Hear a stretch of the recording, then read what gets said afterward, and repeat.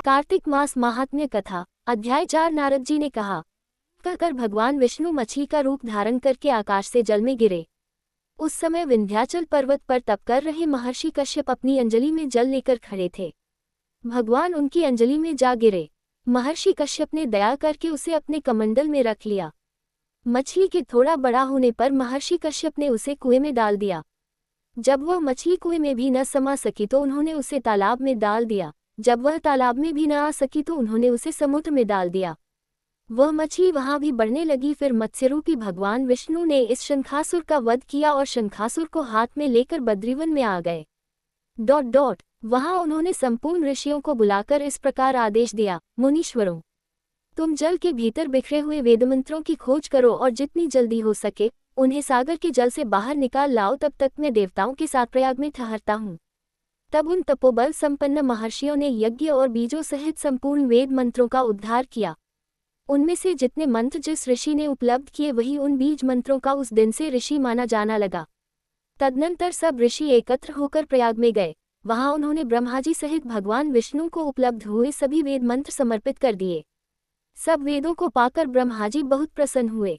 उन्होंने देवताओं और ऋषियों के साथ प्रयाग में अश्वमेध यज्ञ किया। यज्ञ समाप्त होने पर सब देवताओं ने भगवान से निवेदन किया, देवाधिदेव जगन्नाथ, इस स्थान पर ब्रह्माजी ने खोए हुए वेदों को पुनः प्राप्त किया है और हमने भी यहाँ आपके प्रसाद से यज्ञ भाग पाए हैं।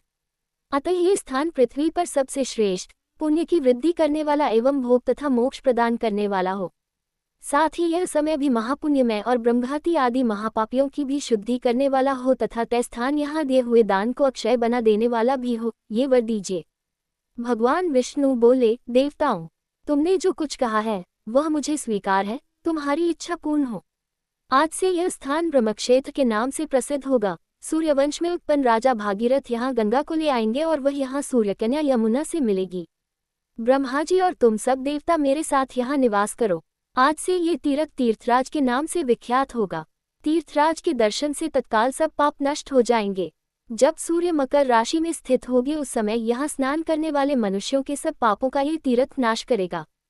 ये काल भी मनुष्यों के लिए सदा महान पुण्य फल देने वाला होगा।